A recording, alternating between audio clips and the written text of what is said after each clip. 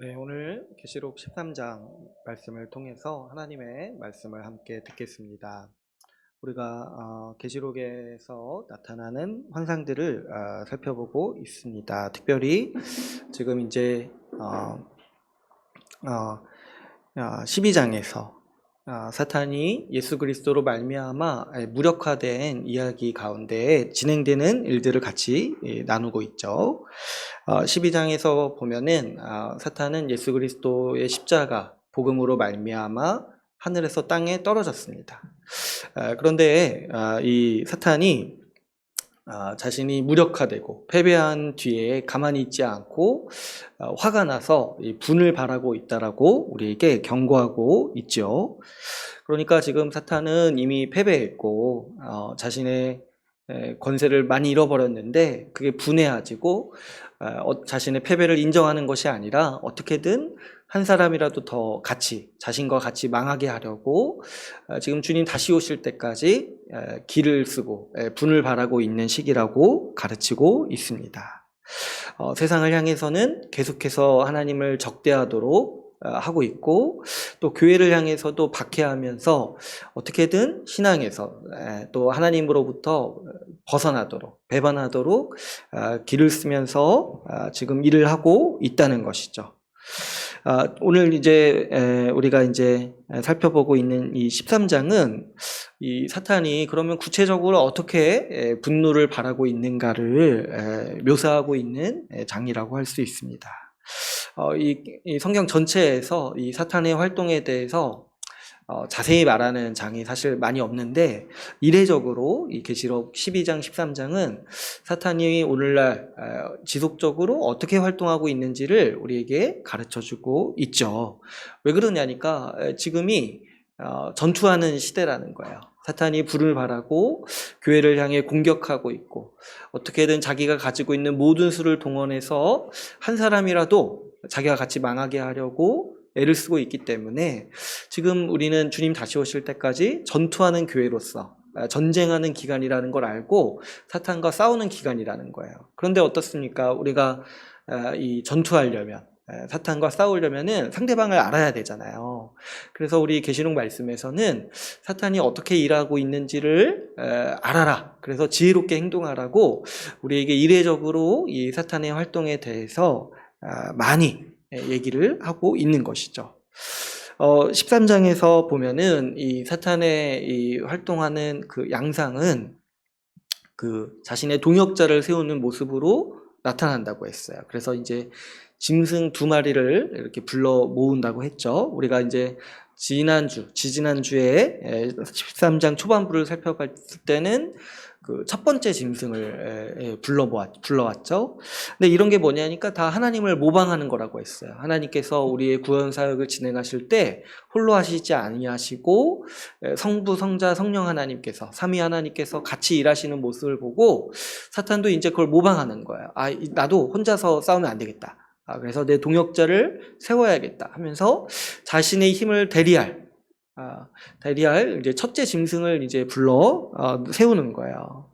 그래서 우리가 지난번에 이 첫째 짐승의 특징에 대해서 몇 가지를 같이 살펴봤어요. 첫 번째 짐승은 이 강한 권력을 가지고 세상을 지배하는 힘이었죠. 이 첫 번째 짐승은 예수님처럼 이 구원자 행세를 합니다. 몇 가지 이제 사람들에게 유익을 주면서 그러면서 어떻게 해요? 사람들의 마음을 뺏고 사람들에게 경배를 받으려고 하는 힘인 것이죠. 또 더 나아가서 하나님을 모독하고 교회를 박해한다고 했습니다. 그런데 이 첫째 짐승의 이 권세가 상당해가지고 큰 영향력을 가지고 있다고 했어요. 그래서 땅에 있는 모든 사람들이 이 첫째 짐승을 경배할 정도로 큰 영향력을 행사하면서 많은 사람들을 이끄는 힘이라고 우리가 같이 함께 나누었습니다.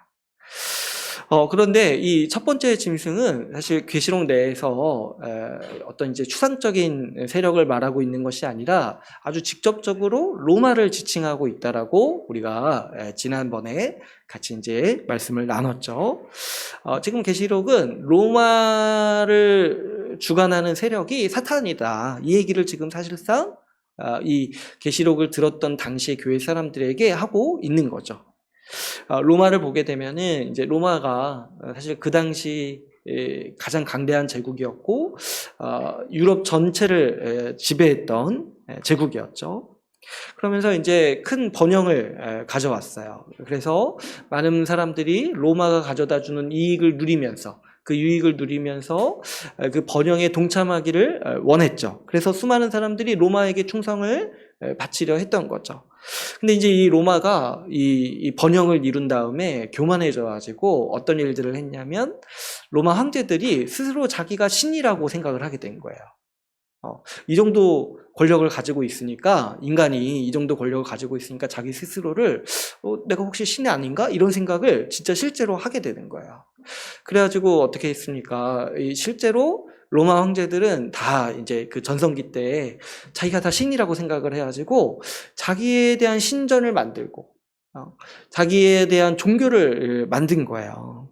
그래서 이 로마 황제들은 자기를 신이라고 내세우면서 로마 황제를 숭배하도록 이 사람들을 몰아가고, 그리고 이제 그것을 또 통치 수단으로 삼아가지고 로마 황제를 숭배하면서 이 로마 제국을 견고히 세우도록 힘썼던 거죠.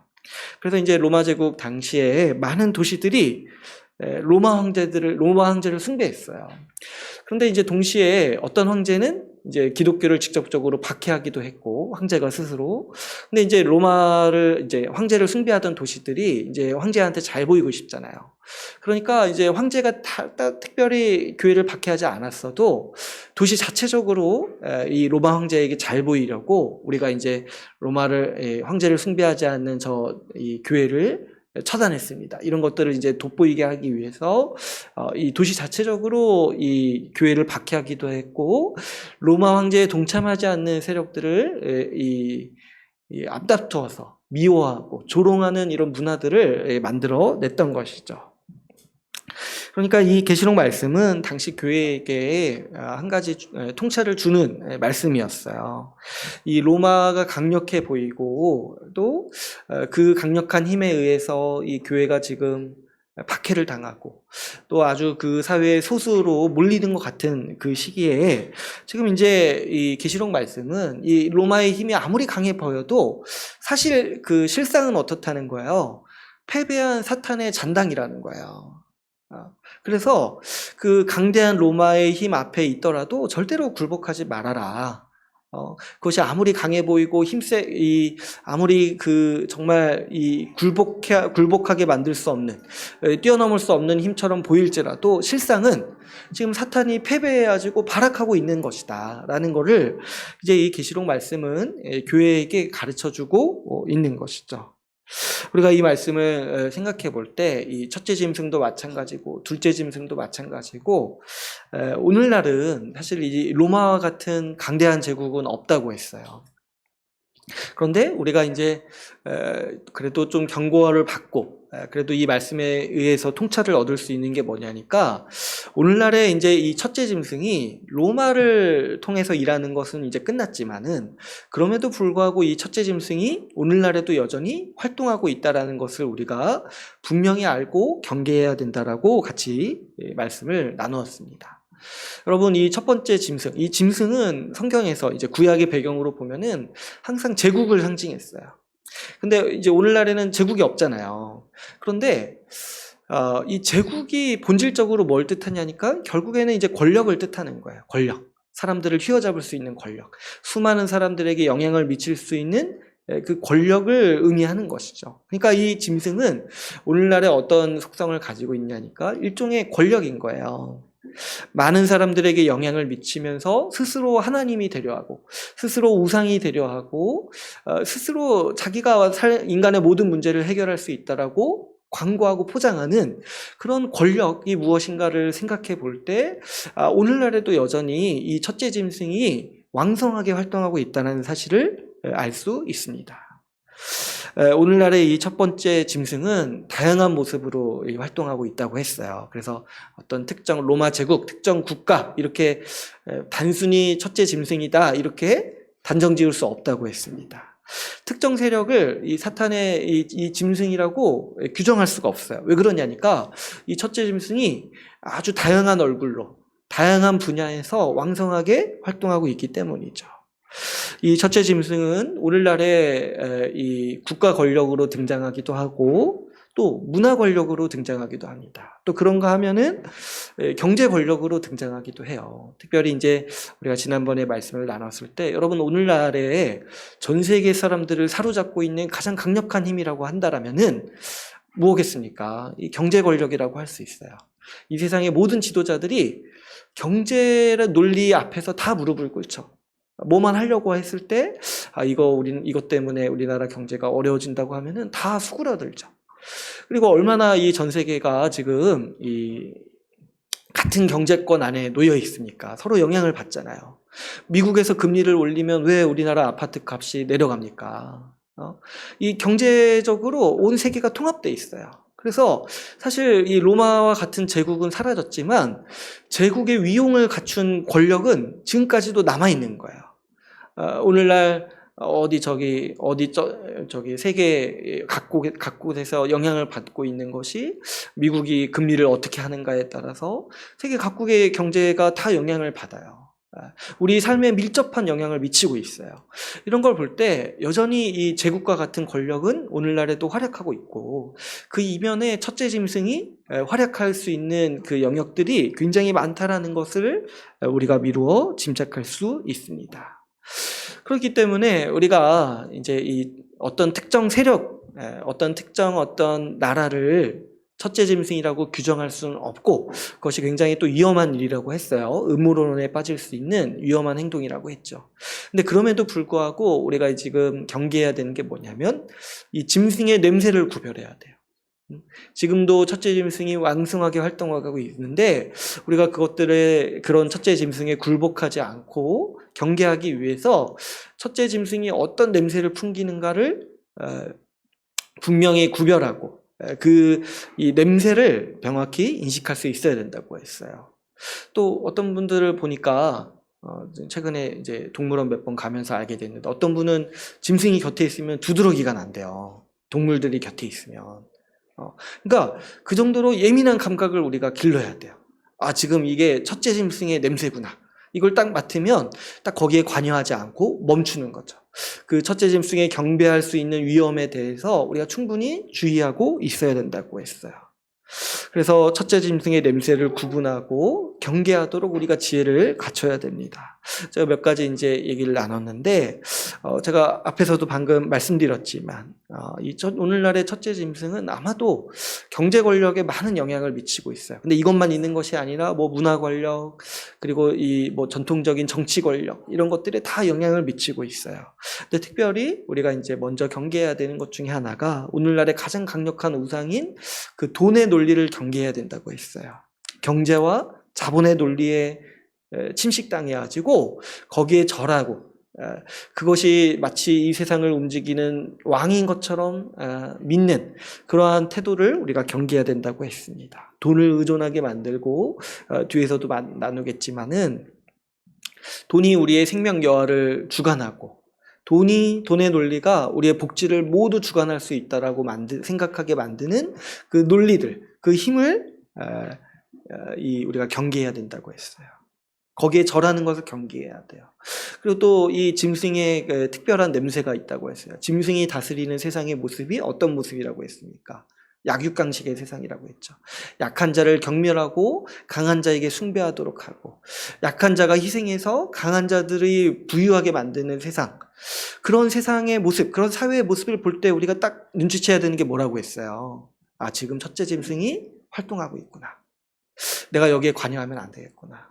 혹시 여러분 안에도 내가 좀 약자에게 막대하는 그런 좀 어떤 태도가 있다거나 그런 정서가 있다라면, 특별히 이제 사회적 약자들에 대해서 관심이 없고 좀 이렇게 약한 자들에 대해서 굉장히 내가 좀 무관심하거나 오히려 또 매몰찬 경우, 이런 경우라면은 이런 특성은 다 사탄의 지배 아래서 나오는 특성들인 거예요. 우리 그리스도인들은 항상 우리 교회 안에서도 약자에게 관심을 가질 뿐만 아니라 사회적 약자에 관심을 기울여야 마땅하죠. 그러니까 이런 것들을 잘 구분해야 돼. 이게 다르다는 걸. 아예 이 살아가는 양식 자체가 다르다는 걸 우리가 잘 구별할 수 있어야 돼요. 또 우리 문화를 보면은 이 하나님과 교회를 비방하는 문화가 주도적인 문화가 되고 있어요. 하나님을 비판하고 교회를 비판하는 거. 이런 거에 대해서도 우리가 특별히 경계를 하고, 이런 것 때문에 우리가 교회적 가치와 실천을 부끄럽게 여길 수 있는데, 그런 태도에 대해서 우리가 각별히 경계하고 우리가 교회로서 살아가는 일에 더 힘써야 된다고 우리가 같이 함께 나누었습니다. 짐승의 통치에 저항해야 돼요. 반드시 박해가 있고 짐승의 통치에 저항할 때 반드시 소대가 있습니다. 그럴 때 우리에게 인내와 믿음이 필요하다. 인내와 믿음을 가져라. 인내하라. 라고 오늘 말씀은, 우리 이제 계시록 13장 말씀은 우리에게 권면하고 있는 것이죠. 그러면서 이제 오늘 우리가 살펴볼 이 본문 말씀은 또 다른 짐승의 이 활동에 대해서 우리에게 권면하고 권고하고 있습니다. 오늘은 그래서 이 또 다른 짐승에 대해서 또 이제 살펴보려고 하는데요. 이 사탄의 활동에 대해서 우리가 좀 살펴볼 때, 앞에서도 제가 말씀드렸지만, 이거를 지금 우리에게 얘기하는 거는 어떤 음모론에 빠지거나, 어떤 이제 성경에 나와 있지 않은 어떤 이제 음모론에 빠져가지고 세상에 어떤 잡다한 것에 신경 쓰면서 살아라, 이런 식의 얘기가 아니라 지금 전쟁 상태라는 걸 알라는 거예요. 그리고 이 정도의 지식을 갖춰서 사탄에게 절하지 말고, 사탄에게 미혹되지 말고 하나님께 충성되게 살아가라고 우리에게 이 지식을 우리에게 전달하고 있는 것이죠. 그래서 우리가 오늘 말씀을 나눌 때도 사실 굉장히 신기한 얘기들이 많이 나오는데, 이런 것들을 우리에게 어떤 흥미로운 관심을 끌려고 주시는 말씀이 아니라, 우리가 사탄과의 싸움에서 최소한도로 지식을 가지고 지혜를 가지고 행동하라고 우리에게 주시는 말씀인 줄을 알고, 우리가 이 말씀을 통해서 이 세상을 보는 통찰을 얻고 또 사탄과 싸우는 지혜를 얻기 위해서 또 우리 이 말씀을 같이 경청하기를 바랍니다. 오늘 우리 두 번째 짐승에 대해서 얘기를 하는데요.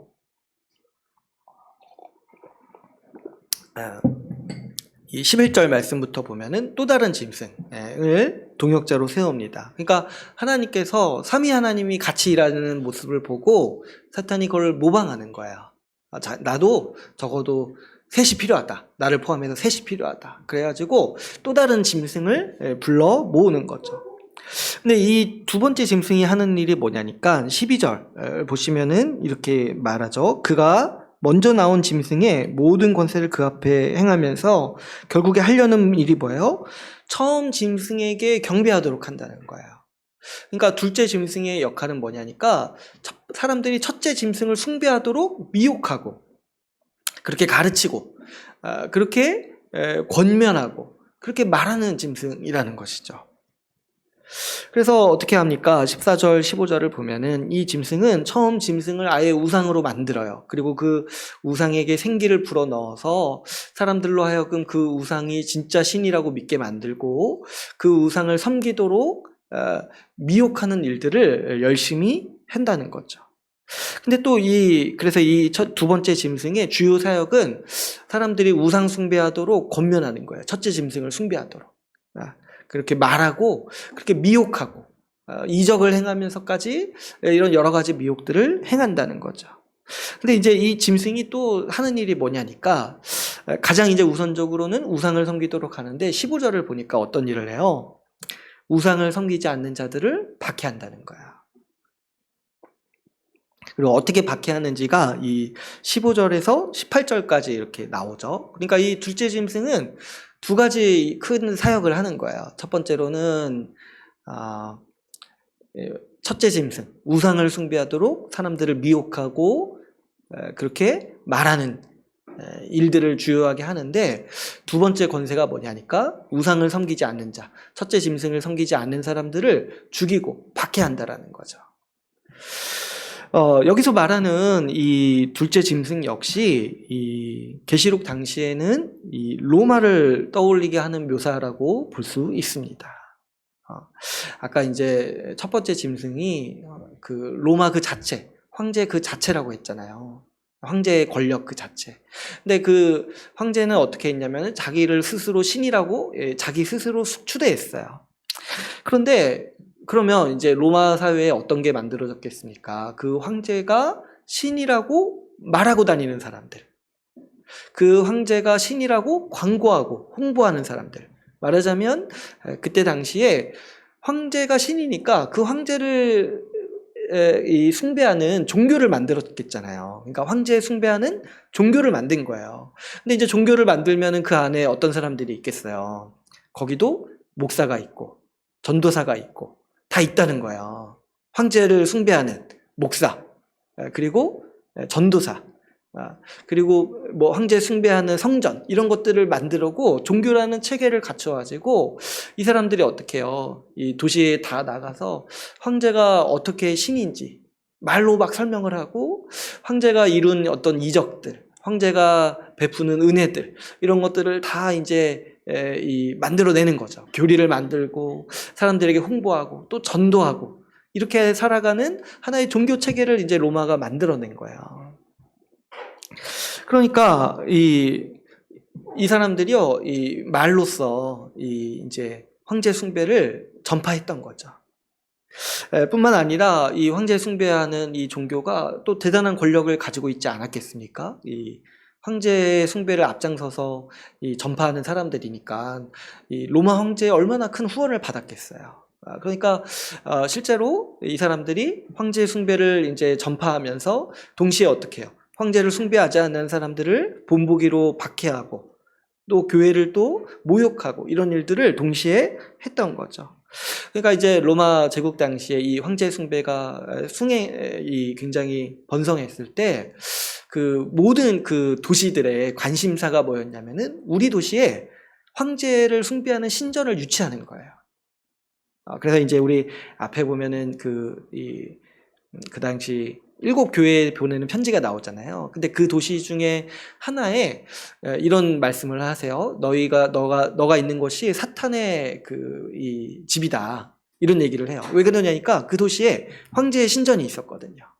그러니까 근데 이제 황제 신전을 아무 도시에서나 허락하지 않는 거예요. 그래가지고 모든 도시들이 이 황제 숭배에 열심을 내려고, 우리가 먼저 황제를 가장 열심히 숭배하는 도시라는 거를 홍보하고, 그런 것들을 뽐내기 위해서 열심히 이제 동상 만들고 열심히 이제 황제를 향해서 예배하고, 이런 일들을 로마 도시 각지에서 했던 거죠. 그러니까 로마 황실의 그 이쁨을 받으면 그만큼 또 경제적인 이익이 있으니까 로마의 모든 유력한 도시들이 앞다투어서 그 황제 숭배에 열정을 내고, 근데 어때요? 이렇게 열정을 내면서 우리 도시에 교회가 있어요. 교회가 있는데 이 사람들이 황제를 숭배하지 않아요. 근데 이런 게 또 황제의 귀에 들어가면 얼마나 또 밉보일까봐, 황제가 이제 로마의 어떤 황제는 자기가 교회를 박해하기도 했는데 굳이 이제 그렇게 안 한 황제도 있어요. 근데 그럴 때라도 그 도시 자체에서 이 황제 숭배의 종교를 믿는 사람들이 앞장서서 교회를 박해했던 거죠. 황제에게 밉보일까봐. 그래서 이 지금 둘째 짐승은 이런 이제 로마 황제를 숭배하는 종교 제사장들, 그런 이제 종교의 전도자들, 이런 세력을 이제 비꼬아서 이렇게 지금 표현하고 있는 기술 방식이라고 볼 수 있습니다. 둘째 짐승은 그래서 우상을 만들어내고, 이 우상을 섬기도록 여러 가지 말과 미혹을 사용하는 이 세력을 뜻한다라고 얘기할 수 있는 것이죠. 그래서 이제 이 첫째 짐승이 일종의 권력이라면, 둘째 짐승은 또 일종의 언론이라고 볼 수가 있어요. 그래도 이제 한 가지 우리가 좀 주의해야 될 게, 모든 권력이 첫째 짐승이라는 얘기도 아니고 모든 언론이 둘째 짐승이라는 얘기도 아니에요. 알죠? 이걸 착각하시면 안 돼요. 그런데 여러분 한번 생각해 보시면 역사상 모든 부패한 권력은 다 언론을 가지고 있었어요. 말을 지배하려고 했어요. 언론을 자기 것으로 만드는 거죠. 언론을 통해서 자신들의 권력을 미화하고 통치의 수단으로 삼는 거예요. 이 언론이 이제 부패한 권력을 숭배하도록 이 거짓 뉴스와 또 미혹으로 사람들을 몰아가고, 또 사람들은 그런 악한 언론에 속아가지고 부패한 권력을 숭배하도록 하는 것이죠. 그래서 뭐 히틀러라든가 뭐 공산국가라든가 다 이제 권력을 잡은 뒤에 하려는 게 뭐냐면 언론을 통제하려고 하는 거예요. 말을 통제하려고 하는 거예요. 그 말을 통해서 권력을 포장하고 권력을 우상으로 이 포장해서 이 전파하려고 하는 것이죠. 모든 언론이 물론 이 둘째 짐승이 아니죠. 이 언론에 선한 기능이 있습니다. 그런데 이제 말씀드리고자 하는 건 뭐냐면 이 둘째 짐승이 이 언론의 영역에 침투해서 여전히 오늘날에도 활동하고 있다는 거예요. 언론을 보면은 우리 사회에서 문화를 주도하고 이 사회의 주요 이제 의제들을 이제 주도하고 있는데 이를 사용해서 우리를 우상 숭배로 미혹하려는 힘을 발휘하고 있는 세력이 그 영적인 세력이 분명히 있다는 것이죠. 우리 사회도 보면은 어떻습니까? 갈수록 이 미디어가 힘을 얻고 있는데 또 어때요? 갈수록 이 가짜 뉴스가 횡행하고 활개치면서 사람들을 미혹하고 있습니다. 그런데 왜 가짜 뉴스를 만들고 유통하겠습니까? 이 가짜 뉴스를 보면은 누군가를 향해서 증오하도록 만들어요. 이 사실을 왜곡하고 조작해가지고. 근데 또 그 미움의 힘으로 어떤 대상을 숭배하도록 하려는 그런 이제 힘을 가지고 있어요. 정치 권력이든 경제 권력이든 이 거짓으로 이익을 얻고 숭배를 받으려 하고 사람들의 지지를 받으려고 하는 이 사탄적 힘이 오늘날에도 여전히 활동하고 있다는 거죠. 그래서 오늘날에도 이 보시면 우리가 이제 살아가고 있는 사회에서도 보시면 언론 환경이 굉장히 안 좋잖아요.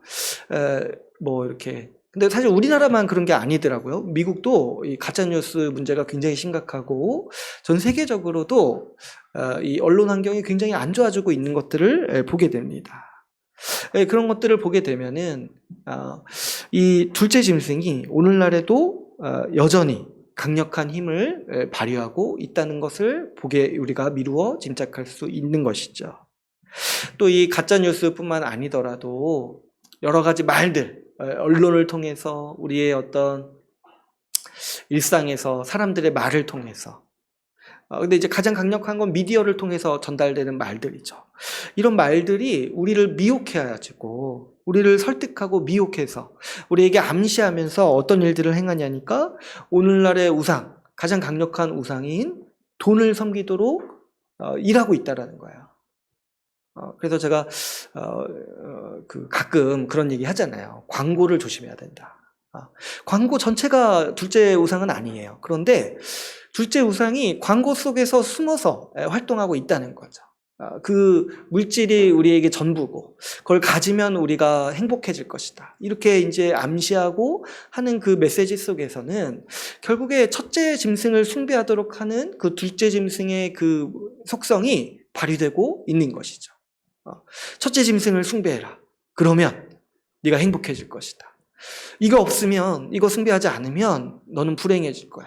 이렇게 이제 암시하고 있다는 것이죠. 아주 이런 것들을 노골적으로 드러낼 정도면은 첫째 짐승이 굉장히 힘을 발휘하고 있는 사회에서는 둘째 짐승이 굉장히 노골적으로 이런 논리들을 전달하겠죠. 그러나 그러지 않더라도 굉장히 교묘하게 우리가 날마다 호흡하고 접하는 미디어나 문화를 통해서 둘째 짐승은 우리에게 이런 메시지들, 우상을 섬겨라. 우상이 우리에게 생명을 주고 우상이 우리에게 복을 줄 것이다. 이런 메시지들을 우리에게 오늘날에도 전달하고 있는 것이죠. 그래서 여러분 우리에게는 오늘날 믿음을 지키며 살아갈 때 한 가지 이제 필요한 지혜가 뭐냐니까 이런 언론과 문화를 분별하는 지혜가 필요하겠다 생각을 많이 하게 됩니다. 이 둘째 짐승이요 사실 지금 보면은 로마 시대 때보다 지금이 더 강해요. 힘이 둘째 짐승이. 로마 시대 때는 여러분 말 한마디 전달하려면 굉장히 어렵잖아요. 그 장소에 가가지고 그 사람이 하는 말을 들어야 되잖아요. 근데 오늘날에는 둘째 짐승이요 우리 방에서도 말해요. 핸드폰을 통해서도 말하고 우리가 길을 걸으면서도 언제든지 말을 걸을 수 있어요. 이 미디어 권력이 얼마나 강해졌는지를 생각해 보면은 둘째 짐승이 얼마나 가장 가장 유례 없이 힘을 많이 얻고 있다는 것을 우리가 금세할 수 있어요. 인류 역사상 둘째 짐승의 힘이 가장 강력한 시대에 우리가 어떻게 보면은 지금 살고 있는 것이죠. 그러니까 우리가 오늘날을 살아갈 때 믿음을 지키기 위해서 각별히 또 가져야 되는 지혜가 이 언론, 문화를 분별할 수 있는 지혜가 우리에게 간절히 필요하겠습니다. 특별히 이제 우리도 주의를 해야겠지만 우리 자라나는 아이들에게 좀 좀 언론을 분별하고 이 세상에서 들리는 말이 어떤 속성이 있는지, 그것이 의도하는 바가 무엇인지를 가르쳐 줄 수 있는 분별력을 키워줄 필요가 있겠습니다. 어쨌든 이 둘째 짐승은 또 두 번째 무슨 일을 한다고 했어요. 자신의 말을 따르지 않는 사람들을 박해한다고 했죠. 그 박해의 내용이 이 16절에서 18절에 나옵니다. 오늘 본문 말씀에 이 16절 말씀을 보게 되면은 이 둘째 짐승이 하는 이 박해하는 일 중에 하나가 뭐냐면 표를 받게 한다고 하죠.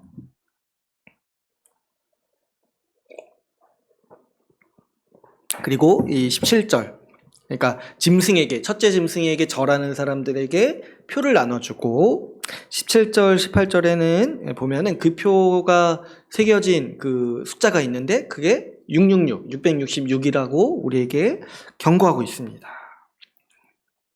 그래서 어떻게 보면은 이제 이 구절은 여러분들이 많이 익숙한 구절일 수도 있어요. 많이 들어보셨고 666이라는 숫자를 많이 들어보셨을 거예요. 그래서 이제 이 666에 얽힌 이야기들이 사실 굉장히 많습니다.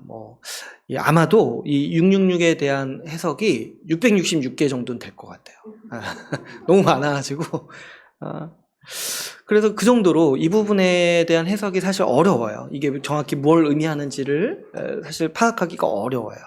근데 이제 음모론자들이 가장 좋아하는 구절이기도 해요. 이 666을 사용해가지고 사탄이 지금도 활동하고 있다. 근데 이건 맞는 말인데 이걸 가지고 어떤 특정 세력이 사탄의 이렇게 세력이다. 그래서 그런 거 들어보셨어요?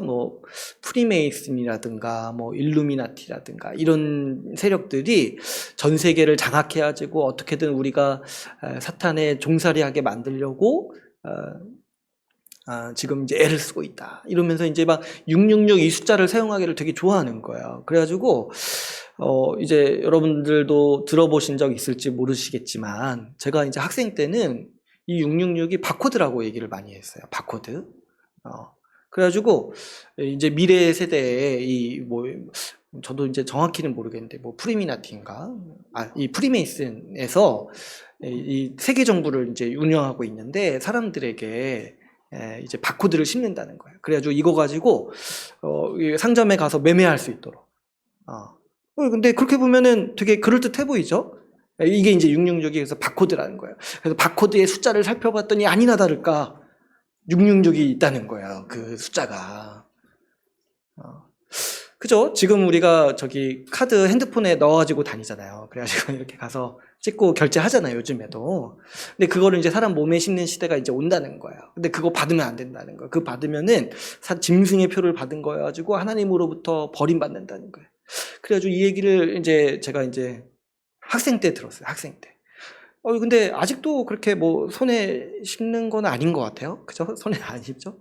근데 이제 그래서 최근에는 들어보니까 베리칩을 심는데요. 사람 몸에 칩을 심어가지고, 이걸 칩을 심으면은 이제 이렇게, 그것도 이제 매매하는 데 쓰고, 여러 가지 생체 인식하는 데 쓰고, 이렇게 한다는 거예요. 베리칩 같은 거 심어가지고. 그 기술이 이제 개발되었고, 이제 세계 정부가 그걸 어떻게든 인간에게 행하려고 지금 하고 있다라는 거죠. 또 이제 최근에 보니까 이게 또 바뀌었어요. 이게 또 바뀌어가지고 베리칩 이제 안 하고 있으니까 백신으로 바뀐 것 같아요. 백신으로. 지금 코로나가 왜 유행하는지 아세요? 666 이거 심으려고.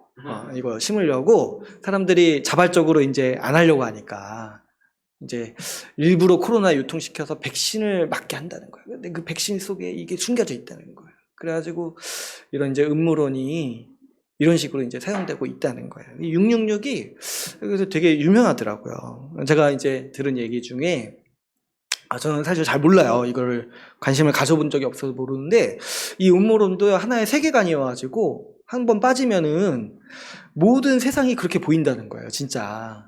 그래가지고 이 음모론에 빠진 사람들이 주장하는 것 중에 하나가 이 프리메이슨이나 일루미나티가 인사하는 방법 중에 하나가 이거라는 거예요, 이거. 오케이 사인이라는 거예요. 왜 그러겠어요, 이 오케이 사인?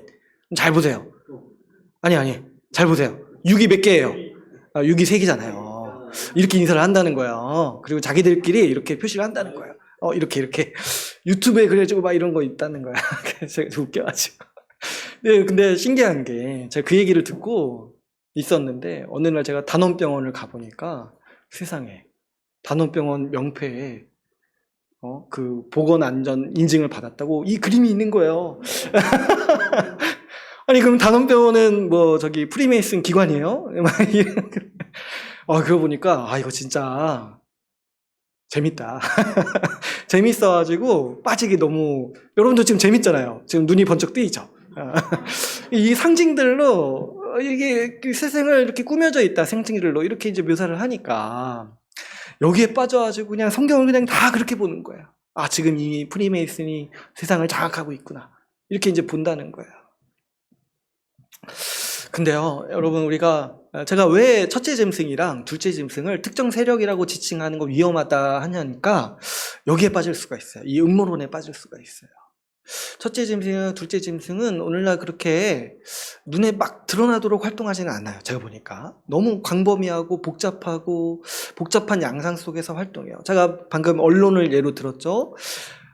분명히 둘째 짐승의 힘은 언론의 힘이에요. 말의 힘이에요. 그런데 그렇다고 해서 언론 전체가 둘째 짐승이냐 이렇게 얘기하는 순간 좋은 기자분들도 있잖아요. 언론에도 순작용이 있잖아요. 그런 것들을 어떻게 무시할 수 있냐는 거예요. 돈이 제가 첫째 짐승의 힘이 있다라고 했는데 그럼 돈 자체가 나쁜 거냐? 그렇게 말할 수 없다고 했죠. 우리가 경제활동을 하는 거는 하나님이 만드신 세상에 살아가면서 합당한 일이에요. 그러니까 그렇게 싸잡아서 한 번에 다 이건 첫째 짐승이다, 둘째 짐승이다, 육육육이다 이렇게 묘사할 수 없다라는 거죠. 그런데 결정적으로 이런 해석들이 왜 어리석은 해석이라고 할 수 있냐면은 여러분 한번 생각해 보세요. 지금 계시록을 요한이 언제 쓴 겁니까? 그 당시 교회를 향해서 쓴 거예요. 그 당시 교회. 교회에 보내는 편지로 이 계시록을 썼잖아요. 근데 이제 요한이 이 계시록을 의도하면서 이렇게 썼을 때, 이 교회에 보내는 편지로 썼을 때, 뭐 2000년 뒤에 여러분, 바코드를 사람들이 심을 겁니다. 사탄이 심을 겁니다. 그래서 주의해야 됩니다. 이런 얘기를 뭐하러 하냐는 거예요. 그 당시 사람들에게는 아무런 쓸데없는 얘기잖아요. 그죠? 그 당시 사람들이 그래 2000년 뒤에 바코드를 심겠구나. 근데 뭐 사실 2000년 지나도 안 심죠. 이런 거 아무리 주의를 받아도 그 당시 사람들한테 필요 없는 말이에요. 그러니까 그런 얘기를 의도해서 쓴 게 결코 아니라는 거예요. 이거는 둘째 짐승이 어떻게 활동하는지 그 본질을 드러내기 위해서 쓴 것이지 뭐 이렇게 구체적인 바코드나 베리칩이나 뭐 이렇게 백신이나 이런 걸 얘기하는 게 아니라는 거죠. 그래서 여러분 뭐 나중에 혹시 이런 시대가 올 때 두려워하지 마세요. 뭐 바코드 심는다고 할 때 다 심으세요. 베리칩 심는다고 할 때 뭐 다 심으세요. 뭐 양팔에도 심고 한 4개씩 박으세요. 상관없습니다. 아니 우리가 예수 믿어서 구원받는 거지 베리칩 받는다고 지옥 가는 게 아니잖아요.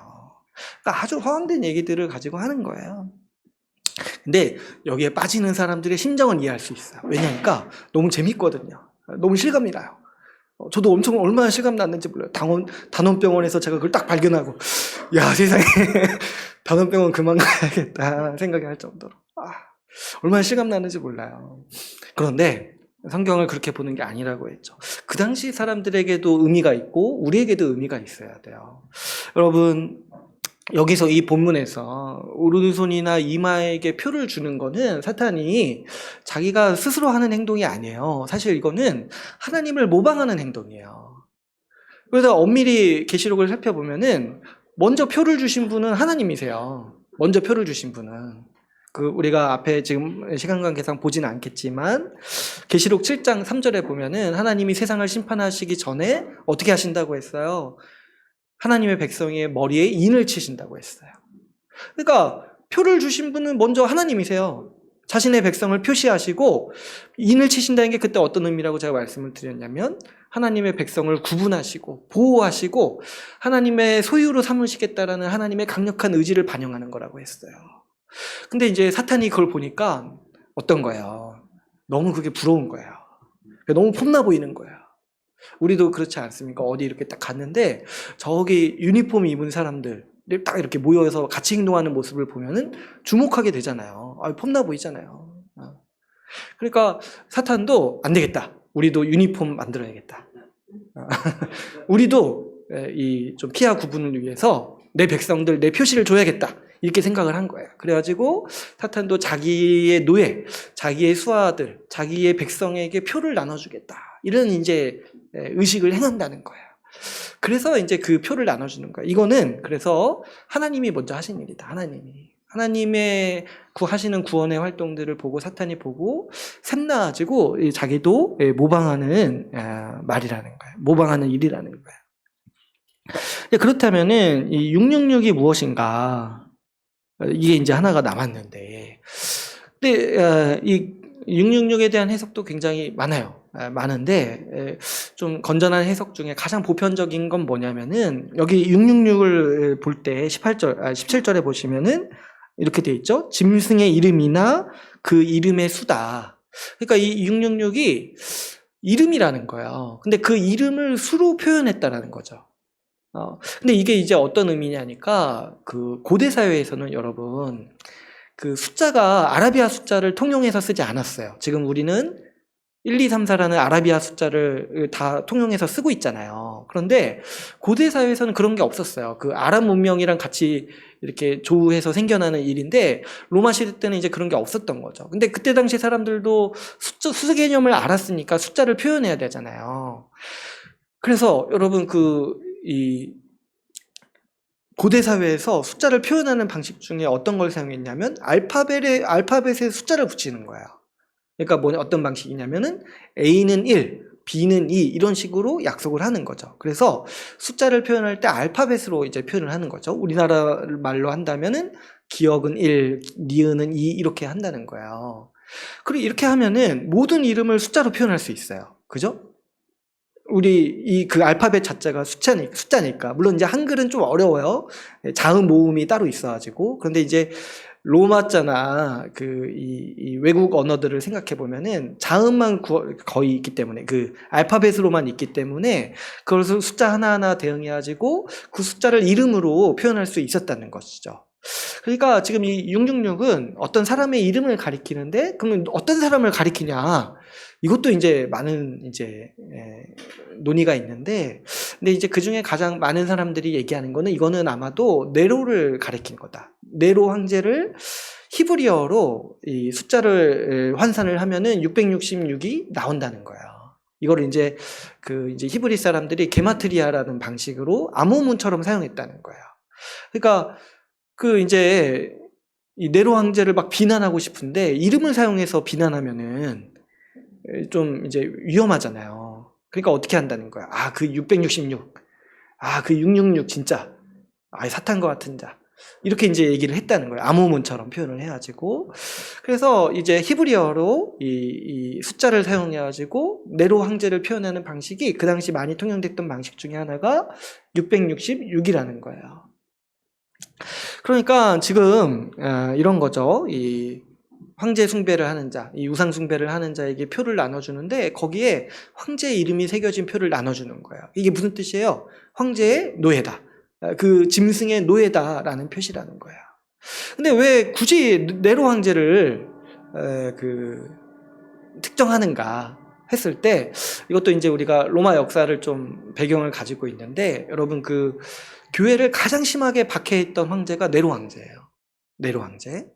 많이들 아시겠지만 네로가 약간 미치광이잖아요. 그래서 자기가 로마에 불을 지른 다음에 그게 이제 교회가 했다라고 이제 유언비어를 퍼뜨려가지고 교회가 많은 공격을 받도록 만든 황제인 거죠. 그래서 심지어 네로 황제가 악행이 너무 크고 네로 황제에 대한 공포가 너무 심해가지고 네로 황제가 죽었는데 죽은 다음에도 네로 황제가 죽지 않았다라는 전설이 많이 있었다고 해요. 죽지 않고 다시 돌아올 것이다. 네로 황제가. 그런 이제 전설이 많이 있었다는 거예요. 그래서 여러분 그 첫째 짐승과 둘째 짐승 이렇게 묘사할 때 반복해서 쓰는 방식이 뭐예요? 죽은 것 같은데 죽지 않았다는 거예요. 큰 상처를 입은 것 같은데 다시 살아났다는 거예요. 그러니까 뭐냐니까 그 로마의 황제들이 사실은 그 네로 황제 같은 자들의 다 재림이라는 거예요. 네로 황제 같은 자들이 다시 온 그 현신이라는 거예요. 네로 황제의 속성을 가지고 사탄적 힘을 가지고 세상을 지배하고 있다라는 거를 이 요한이 나름 그 시대 사람들이 이해할 수 있는 방식으로, 그러나 로마 당국은 이제 알아챌 수 없는 방식으로 마치 암호문처럼 이렇게 이 표시를 하고 있다는 거죠. 그래서 지금 이 계시록 말씀은 어떠한 박해에도 이 황제 숭배에 동참하지 말아라. 이 사탄의 소유로서 살지 말아라 라고 우리에게 경고하고 있는 것이죠. 그런데 사실 이 본문 말씀에서 이 666의 정체보다 이 더 중요한 말씀은 이 둘째 짐승이 이 우상 숭배하지 않는 사람들을 박해하는 방식이에요. 17절을 보니까 이 둘째 짐승이 우상 숭배에 동참하지 않는 사람들을, 특별히 이제 교회를 어떻게 박해하냐니까 이 표를 받지 않는 사람들에게는 매매를 하지 못하게 한다고요. 그러니까 어떤 뜻이에요? 경제 활동을 아예 하지 못하도록 만든다는 거죠. 이거는 이제 로마 시대 때 이제 로마 제국 전체에서 이런 일이 있었다기보다는 특정 도시에서 실제로 이런 일들을 행했다고요. 로마 황제 숭배 신전에, 황제 신전에 찾아와서 예배한 자에게 표를 나눠주고 그 표를 가지고 매매할 때 어떤 자격증으로 삼았다는 거예요. 어떤 도시에서는. 그러니까 여러분 매매를 못하게 되면은 심각한 타격을 입겠죠. 특별히 경제적으로 심각한 타격이 오겠죠. 그러니까 실제적으로 이 황제 숭배, 우상 숭배에 동참하지 않는 이 사람들을 향해서 둘째 짐승이 행하는 박해가 뭐냐니까 경제적으로 불이익을 준다는 거예요. 고대 사회에서는 이 교회가 이런 일들이 아주 많이 이제 이런 박해를 받았죠. 제가 이제 2장에서 7교회 얘기를 할 때도 이제 잠깐 얘기를 했지만 그 당시 경제 사회는 아주 노골적인 우상 숭배 문화였어요. 그래가지고 같이 우상 숭배하지 않는 사람에게 같은 조합원의 자리를 주지 않거나 같이 사업을 하지 않거나 많은 이제 경제적인 불이익을 당하게 하는 것이죠. 우상 숭배에 동참하지 않는 사람을 그런 경제 공동체에서 배제하고 동역자로 삼지 않고 자신의 어떤 상인 조합에 들어오지 않도록 하는 일들이 굉장히 빈번했던 거예요. 그 사람들 입장에서는 어떤 논리였겠습니까? 부정탄다는 거죠. 우리 우상에게 밑보이는 너 같은 사람이 있으면은 부정탄다는 거예요. 그래가지고 이제 우상 숭배에 같이 동참하지 않는 자, 신전에 가서 같이 절하지 않는 사람은 같이 사업도 못하게 하고 같이 이제 이 동역 관계도 못 만들게 하는 이런 일들을 행했다는 거예요. 그러니까 그 당시 이 교회는 정말 심각한 경제적 타격을 수없이 경험했던 거죠.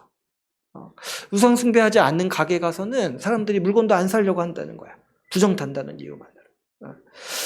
그러니까 이 지금 일들은 그 당시 교회가 겪었던 일을 우리에게 또 전해주고 있는 거예요. 우리가 둘째 짐승에 따르지 않을 때 교회는 언제든지 경제적으로 위협을 받고 박해를 받는다는 것이죠. 정리하자면 여러분 이 둘째 짐승은 두 가지 일을 한다고 했습니다.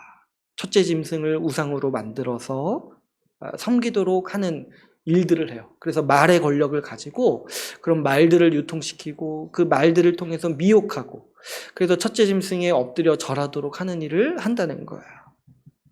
그리고 두 번째 하는 일이 뭐냐니까 우상을 섬기지 않는 교회를 박해하는데 특별히 경제적으로 불이익을 주는 일들을 이 둘째 짐승이 맡아서 하고 있습니다.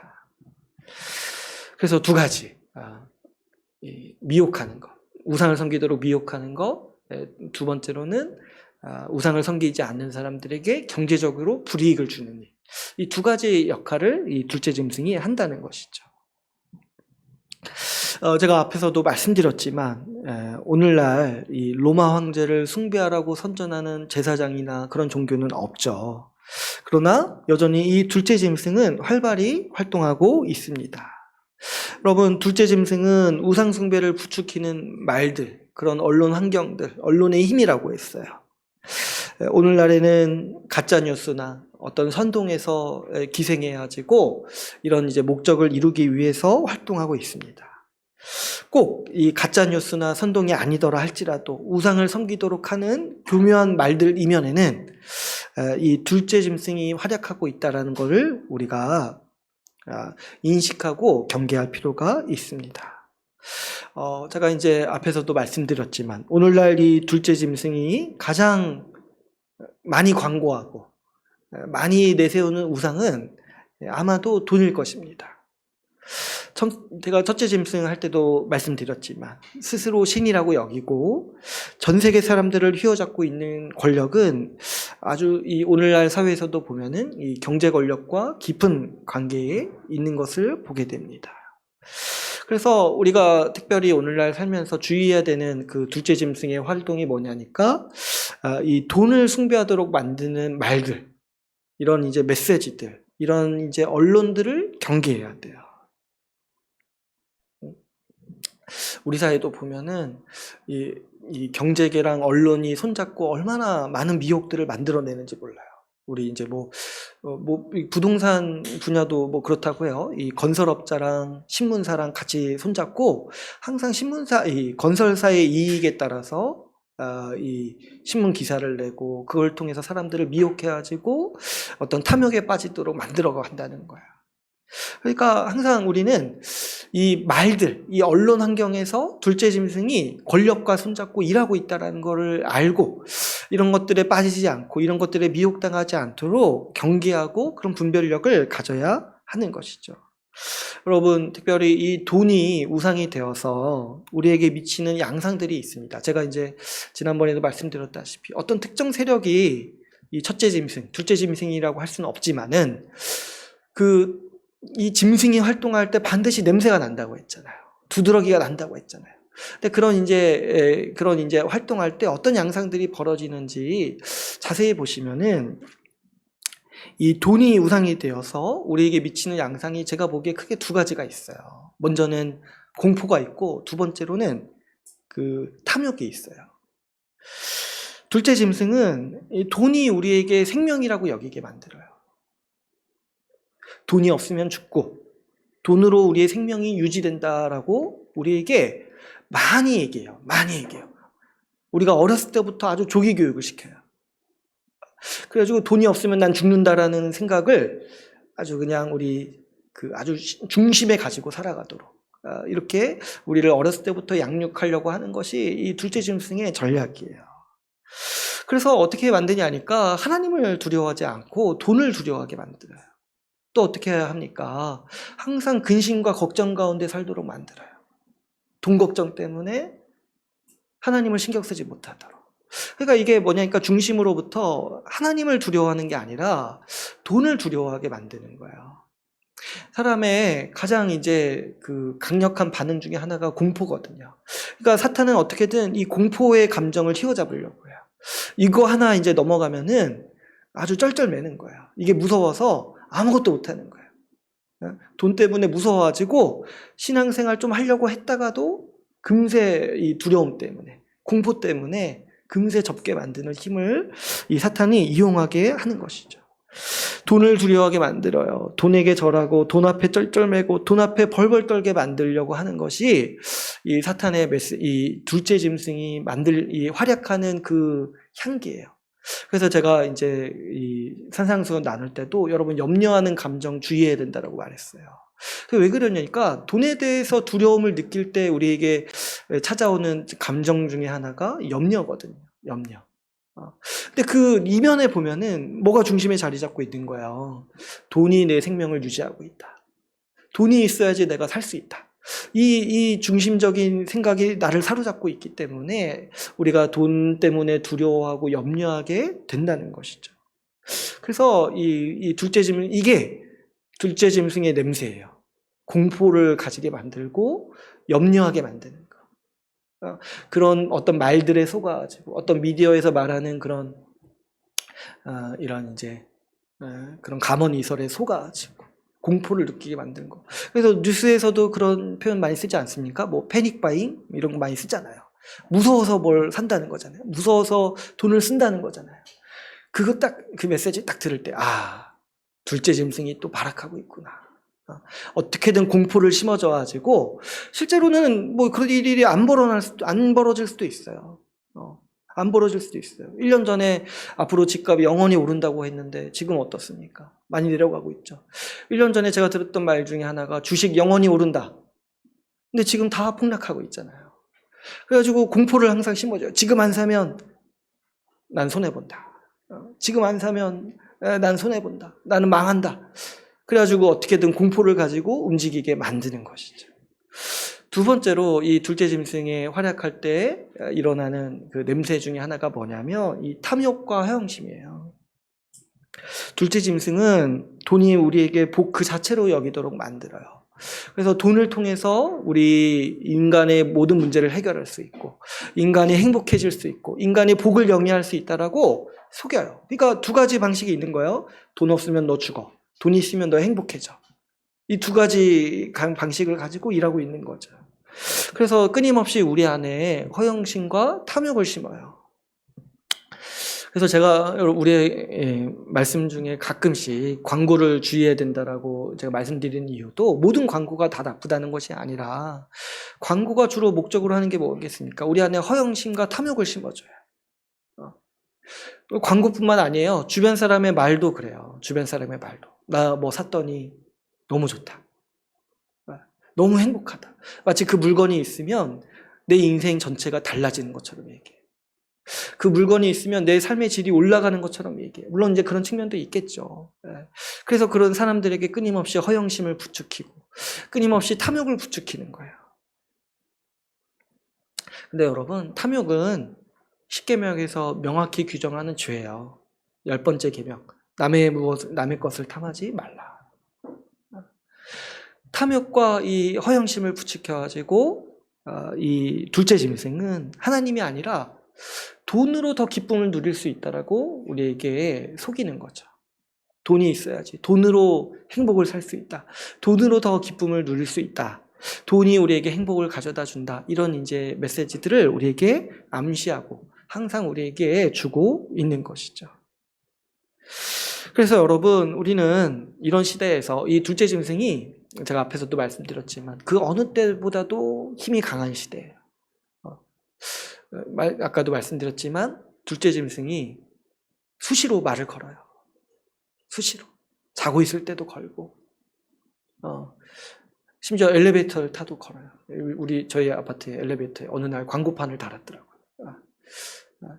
물론 이제 좋은 정보를 얻을 때도 있지만은 그 뒤에 숨어가지고 끊임없이 탐욕과 허영심을 부추기고 때로는 어떤 이제 공포심을 안겨주면서 우리에게 돈 없으면 죽겠구나 하는 식의 그런 이제 염려를 심어주는 것이죠. 그러므로 여러분, 우리가 이 시대를 살아갈 때 우리는 두 가지 정도 좀 대비를 해야 될 필요가 있겠습니다. 먼저는 우리가 말을 분별해야 돼요. 말을 분별해야 돼요. 언론과 문화를 통해서 자주 접하는 메시지들을 분별해야 돼요. 거기에는 그 모든 것이 우상숭배라는 얘기가 아니라 그 배후에서 우상숭배를 부추기는 이 짐승들이 여전히 오늘날에도 활약하고 있다는 것이죠. 세상 문화를 다 멀리하라는 말이 아니에요. 모두가 다 악한 게 아닙니다. 하나님의 창조 세계를 기반으로 하기에 선한 작용을 하는 면들이 많이 있어요. 그런데 이 둘째 짐승이 교묘하게 활동하기 때문에 우리는 둘째 짐승을 구별하는 감각을 키워야 돼요. 아까 제가 말했던 두 가지 증상들, 공포나 염려나 탐욕이나 허영심이나 이런 것들이 내 정서를 지배하지 않도록 우리가 각별히 주의해야 됩니다. 이 언론과 문화에서 들려오는 말뿐만 아니라 주변 사람의 말을 또 주의해야 돼요. 여러분, 우상숭배는요, 하나의 세계관이에요. 돈이 전부라고 믿는 사람은, 돈이 신이라고 믿는 사람은 그 신념에 기반해서 말하고 행동합니다. 근데 그뿐만이 아니에요. 이 사람들이요, 전도자예요, 전도자. 어? 항상 설교해요, 여러분. 우리에게. 돈이 얼마나 좋고, 이렇게 하면 돈을 얻을 수 있고. 그리고 자신의 가치관을 항상 주변 사람들에게 권유합니다. 왜 그러냐니까 다 둘째 짐승의 종교를 섬기고 있거든요. 우상숭배를 전도하려고 이렇게 말을 걸어요. 우리도 말을 걸잖아요. 전도하려고. 관계 맺고 하잖아요. 이 사람들도 마찬가지예요. 둘째 짐승을 숭배하는 사람들도 자기가 아는지 모르는지 모르겠지만 자기의 종교를 전파하려고 관계 맺고 말을 한다는 거예요. 그러니까 우리도 주변 사람의 말에 미혹되지 않도록 우리가 중심을 가지고 분별력을 갖도록 해야 돼요. 주변 사람들을 뭐 다 경계하고 미워하라는 얘기가 아니에요. 이 사람들도 자기가 모르기 때문에 하는 말들이 있어요. 근데 우리는 그 말들을 들으면서 그 사람의 말을 다 고지고치 듣는 게 아니라 이 사람들이 우상숭배하기 때문에 어쩔 수 없이 하는 말들이 있구나. 이렇게 좀 흘려들어야 될 말들이 있어요. 이런 것들을 잘 모르고 주변 사람들의 말을 듣고 맨날 그렇게 어떻게 지가 모른대. 어떻게 이 주식 사야 돼. 이렇게 맨날 미혹당해서 살면 안 된다는 거죠. 그 사람들은 그렇게 말하게 냅둬요. 그리고 좋은 관계 맺어서 기회가 되면 우리도 우리의 가치관을 전달해야죠. 그거 없이도 복되게 살 수 있다. 괜찮아. 더 소중한 게 있어. 이렇게 우리도 전도할 수 있어야겠죠. 그런데 우리가 먼저 해야 될 거는 그 주변 사람들의 말을 분별해야 돼요. 분별할 수 있도록 여러분 힘을 길러야 됩니다. 먼저는 성경의 가르침과 그 성경의 가치관에 익숙해져야 돼요. 이것만 해도 많은 미혹을 극복할 수 있습니다.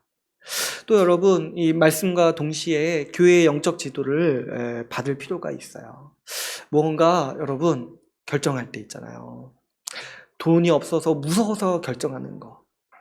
내지는 돈을 더 얻고 싶어서 탐욕 가운데 결정하는 거는 거의 내가 사탄에게 넘어가 있지 않은가를 의심해 봐야 돼요. 우리 주님이 일하실 때는 항상 평안을 주세요. 항상 이 멀쩡한 정신을 주시고 항상 평안을 주시고 항상 안정감을 주세요. 우리 주님은 우리에게 어떤 공포를 줘서 일하게 만드시는 분이 아니세요. 염려 가운데 살아가도록 하시는 분이 아니세요. 근데 이런 것들을요, 내 개인이 사실 분별하기가 쉽지 않을 때가 많습니다. 거기에 딱 빠져 있을 때는 빠져나오기가 힘들 때가 있어요. 그럴 때 교회의 영적 지도가 필요한 거예요. 우리 지체들의 권면을 듣고 또 목사와 또 직분자들의 또 통찰을 듣고 이 권면을 듣고 판단을 같이 할 수 있도록, 같이 결정할 수 있도록 해야 돼요. 더 나아가서 우리가 할 수만 있다라면 이 세상에 대한 공부도 필요합니다. 특별히 이제 역사나 이 문화 자체에 대한 공부도 필요하겠고, 제가 보니까 좀 경제 체계에 대한 공부도 필요하겠다 이 생각이 많이 듭니다. 어쨌든 여러분, 우리가 분별할 수 있도록 준비하고 이 세상 가운데 우리가 진공 상태에서 살아가는 게 아니에요. 둘째 짐승이 활동하고 있는 상태, 교묘하게 우리를 미혹하고 있는 상태에서 우리가 살아가고 있으니까 우리가 말씀으로 굳건히 살 수 있도록 분별력을 가져야겠습니다. 마지막 두 번째로 우리가 준비해야 되는 것은, 여러분, 우리가 결단해야 돼요. 우리가 경제관념을 분명히 해야 됩니다. 먹고 사는 문제를 가지고 우상숭배하도록 미혹하는 것은 이 사탄의 아주 오래된 전략이에요. 고대 때부터 사탄이 계속 사용했던 방식. 왜냐하면은 가장 효과적이거든요. 가장 효과적이에요. 여러분, 이 우상숭배는요, 항상 경제와 밀접한 관련이 있어요. 제가 이제 지난주에도 말씀드렸죠. 이스라엘이 가나안 땅에서 우상숭배했던 이유가 뭐라고 했어요. 그 가나안의 토착신들이 다 경제 체계를 의미했어요. 그 가장 이제 강했던 바알이 어떤 신이냐면 비를 내려주는 신이었어요. 근데 그 당시 이제 농경 문화다 보니까 비를 내려주는 신으로 인해서 먹고 살고 경제가 돌아간다고 생각을 했던 거예요. 그래서 이스라엘 사람들이 가나안 땅에 들어가서 하나님도 섬기고 바알도 같이 섬겼던 거예요. 그러니까 우상숭배는 항상 우리의 경제와 관련이 있어요. 로마 시대 때 황제 숭배가 유행했던 이유가 뭐겠습니까? 황제에게 잘 보이면 도시가 큰 경제적 유익을 얻었기 때문이죠. 이 우상의 이 두 가지 말에 속아 넘어간 거예요. 우상을 섬기지 않으면 굶어 죽을 것이다. 우상을 섬기면 번영할 것이다. 이 두 가지 말에 속아 넘어가서 다 우상숭배에 넘어갔던 거죠. 사탄은 먹고 사는 문제에 두려워하게 만들고 자신에게 절하면 먹고 살 수 있고 번영하게 될 거라고 말하는 존재예요. 여러분, 사탄은요, 심지어 예수님 앞에서도 그렇게 행했어요. 예수님 앞에서 이 돌이 떡이 되도록 행동해봐라. 매기하는가 하면은 나에게 절하면 이 세상 번영을 주겠다. 세상을 주겠다라고 말하기까지 했어요. 이 사탄이 얼마나 교만한지, 이거 얼마나 효과적으로 일해왔는지, 이 두 가지 방식으로, 심지어 예수님도 이 방식으로 넘길 수 있다라고 생각했던 거예요. 여러분, 우리가 분명히 생각해야 될 것은, 우리가 이런 사탄의 미혹을 거부할 때 우리는 분명히 오늘 본문에서 경고하는 것처럼 경제적 어려움에 처할 수도 있습니다. 우리가 이거를 각오해야 돼요. 경제적 어려움에 처할 수도 있다는 거. 우리가 우상 숭배하는 문화를 거부하고 거기에 그 가치관을 거부하기 위해서, 그래서 우리의 믿음을 지키기 위해서, 우리 하나님께만 절하기 위해서 살아갈 때 우리는 분명히 경제적 어려움을 당할 수 있습니다. 오늘 말씀은 거기에 대해서 우리에게 경고하고 있는 거예요. 이것까지 우리에게 각오해야 한다는 것이죠. 꼭 그렇지 않을 수도 있지 않습니까? 이렇게 누가 반문할 수도 있겠어요. 예수 믿고도 우리가 경제적으로 풍요롭게 살 수 있지 않겠습니까? 이렇게 반문할 수도 있겠습니다. 물론 그럴 수도 있겠죠. 그러나 오늘 우리 말씀이 우리에게 경고하는 것은 사탄은 항상 우리의 경제적 환경을 가지고 박해한다는 거예요. 그러므로 우리가 이런 상황에서 경제관념을 분명히 하지 않으면 신앙이 한치도 나아갈 수 없어요. 우리가 예수 십자가 복음을 믿는 믿음과 주님이 나를 먹여 살리시는 분이라는 믿음은 거의 같은 급의 믿음이에요. 그래서 내가 이 먹고 사는 문제, 우리가 우리 삶을 영위하는 문제, 이거 다 하나님께 달려있다라고 맡기지 않으면 사탄은 언제든지 우리를 쥐고 흔들 수 있어요. 우리가 이 문제에 대해서 취약하다는 걸 알거든요. 그래서 여러분, 우리가 이 문제에 대해서 결단하는 순간 어떻게 보면 우리 신앙이 시작되는 거예요. 예수 십자가 복음을 믿고 주님이 나를 돌보시고 주님이 나를 먹여 살리시고 주님이 나를 번영케 하신다는 걸 믿을 때, 사탄의 힘이 아니라 하나님이 그렇게 하신다는 걸 믿을 때 비로소 우리가 신앙인으로 설 수 있는 거예요. 복음을 믿고 받아들이려 해도 경제 문제 때문에 금세 믿음을 포기하는 일들이 많이 있습니다. 이런 거 아주 어렸을 때부터 학습받아 와요. 어렸을 때부터.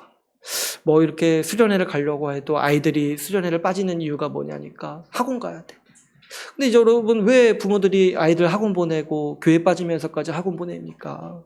먹고 사는 문제가 더 하나님을 예배하는 것보다 중요하다고 여기기 때문이죠. 이거 어렸을 때부터 그렇게 배워온 거예요. 그런 애들이 커가지고 대학교 가서도 알바하느라 교회 빠지고 직장 생활하느라 교회 빠지는 거예요. 왜냐? 하나님이 아니라 내가 이래서 먹고 산다라고 생각을 하거든요. 어렸을 때부터 그렇게 학습해 왔거든요. 이거, 하나님이 우리를 먹여 살리시고 하나님이 우리를 번영하게 하신다라는 믿음이 없다면 우리는 끝까지 신앙 절대로 유지할 수 없어요. 절대로 유지할 수 없어요. 사탄이요, 이런 일에 아주 유능해요. 아주 유능해서 수많은 사람들을 이미 속아 넘겨왔어요. 수많은 사람들을 자기가 쥐고 흔들고 있어요. 이 말 한마디에 자기가 이렇게 사람들을 빼내오는 것이죠. 그러므로 여러분, 우리는 경제관념을 분명히 해야 돼요. 먼저는 하나님이 우리를 먹여 살리신다. 하나님이 우리의 먹고 사는 문제 해결해 주신다. 하나님이 우리의 복지를 책임져 주신다. 이거를 이제 굳건히 해야 되는데, 한 가지 또 우리가 붙잡아야 될 경제관념이 있어요. 제가 이제 성경적으로 합당한 경제관념이 뭔지 생각해 볼 때 가장 먼저 떠오르는 말씀은 잠언 말씀이에요. 우리 이제 거의 마칠 시간이 됐는데 말씀 하나만 보고 좀 마무리하도록 할게요. 우리 잠언 30장 8절 말씀 한번 같이 보겠습니다. 우리 시편 뒤에 있죠? 잠언 말씀.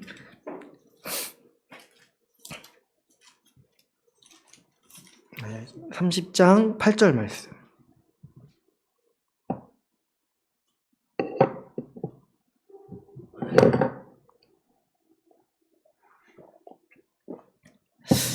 8절 말씀 같이 읽겠습니다. 시작. 곧 헛된 것과 거짓말을 내게서 멀리 하옵시며 나를 가난하게도 마옵시고 부하게도 마옵시고 오직 필요한 양식으로 나를 먹이시옵소서. 아멘. 여러분, 일단은 우리가 어떻게 경제관념을 세워야 될 때 말씀에서 좀 제시하는 기준 중에 하나라고 생각하는 게 이 잠언 말씀이에요. 가난하게도 마옵시고 부하게도 마옵시고.